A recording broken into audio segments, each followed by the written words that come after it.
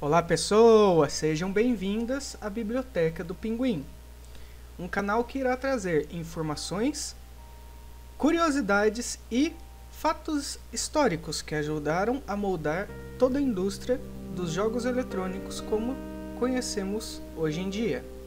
Então, senta que lá vem a história. Bom, como sabemos, nos dias atuais, jogos eletrônicos alcançam o ápice da indústria de entretenimento, alguns com valor de produção comparáveis a de grandes filmes da indústria de Hollywood, e carregando tecnologias inimagináveis há 25 ou 30 anos atrás, além de, claro, oferecerem títulos que fazem qualquer gamer que se preze correr para conseguir logo sua cópia, seja ela em seu HD ou em sua prateleira. Porém, e se eu disser que há quase 40 anos atrás, essa mesma indústria quase encontrou o seu fim? Pois é, tudo isso graças a um mercado extremamente saturado e que em sua maioria não conseguia oferecer títulos com boa qualidade. Esse momento, meus caros, ficou conhecido como o Grande Crash dos jogos eletrônicos da América do Norte de 1983. Bom, por mais que o Atari 2600 não tenha sido o primeiro console a permitir troca de cartuchos, em 1980, porém, ele era o mais popular no mercado e carregava consigo como título de maior peso o conhecido shooter Space Invaders, produzido pela japonesa Taito, e que na época foi um recordista de vendas, atingindo números que ultrapassavam 1 milhão de cópias vendidas. Então, ao observarem os números alcançados pela Atari, outras empresas começaram a se movimentar. Elas queriam produzir seus próprios consoles e assim tentar pegar uma fatia da indústria de jogos eletrônicos, que na época apresentava uma grande demanda por novidades e estava em chamas. Tudo estava bem até 1982, quando o mercado começou a sofrer seus primeiros baques. Basicamente, o que acontecia? Digamos que até 1979, 3 anos antes, todas as fabricantes de consoles também eram responsáveis por fabricarem seus próprios títulos, seus próprios jogos. Sabem, como a Sony com a WWS, a Microsoft com a Xbox Studios, a Nintendo com a Nintendo Studios. O problema é que isso acabaria mudando ainda naquele ano, de 1979, quando uma empresa que hoje é bem conhecida surgiu. Esta empresa, meus caros, é a nossa amada Activision. Sim, ela mesma. Ela foi fundada por 4 ex-funcionários insatisfeitos da Atari e responsável por um dos maiores títulos de 1982, Pitfall, que na época vendeu 4 milhões de unidades. Aí você se pergunta, o porquê da Activision tem a ver com o Crash de 1983? É bem simples até. Muitas empresas estavam querendo uma fatia do mercado, muitas mesmo. Haviam basicamente 8 consoles diferentes à venda, cada um com a sua própria biblioteca. A maior deles não conseguia entregar títulos de qualidade e isso estava saturando o mercado. Era muita coisa e muita coisa de baixíssima qualidade.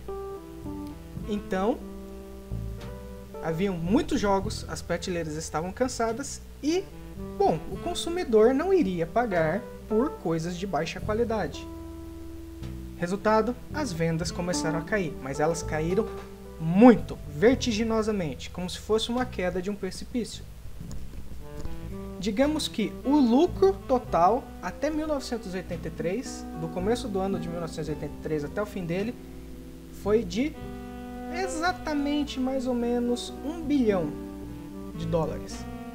Esse valor teria uma queda de 97% nos anos seguintes. E para piorar a situação, na mesma época, os computadores pessoais estavam começando a ganhar força no mercado, o que fazia com que as pessoas ainda por cima tivessem que pensar em escolher entre um console que só rodava jogos, né? E naquela época não tinha muito título de qualidade, ou um PC, que você também poderia rodar jogos, porém, ainda tinha as outras vantagens. E eles tinham quase que o mesmo preço na época.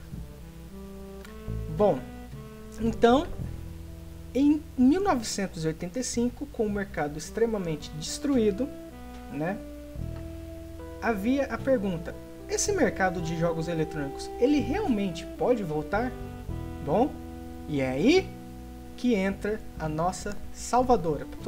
Os japoneses já estavam observando, na época, o que estava acontecendo com o mercado de jogos dos Estados Unidos.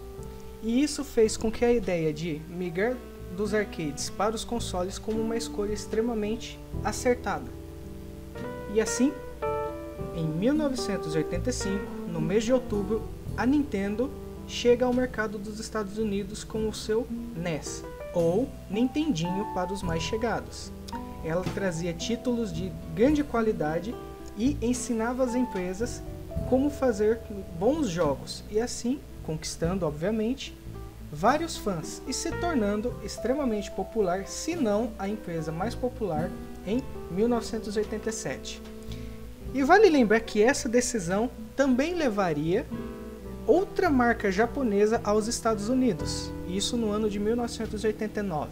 A Sega, que em 1989, exatamente, ela entraria com o seu console para disputar parte do mercado com a Nintendo. Este console se chama Mega Drive, e assim criando uma das maiores competições entre empresas na história dos games. Mas essa história a gente deixa para uma outra hora.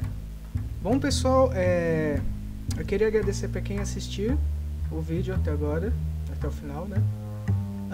Esse é o meu vídeo de estreia do canal. Eu pretendo agora trazer informações sobre sagas, né? Eu pretendo pegar uma saga e destrinchar desde a produção dela inteira até as origens, como funciona e tudo mais. Bom, só tenho que agradecer mesmo, e qualquer dica, qualquer ideia, vocês podem deixar nos comentários, eu vou ler, né? O canal é pequeno, vai dar pra ler tudo, e até o próximo vídeo.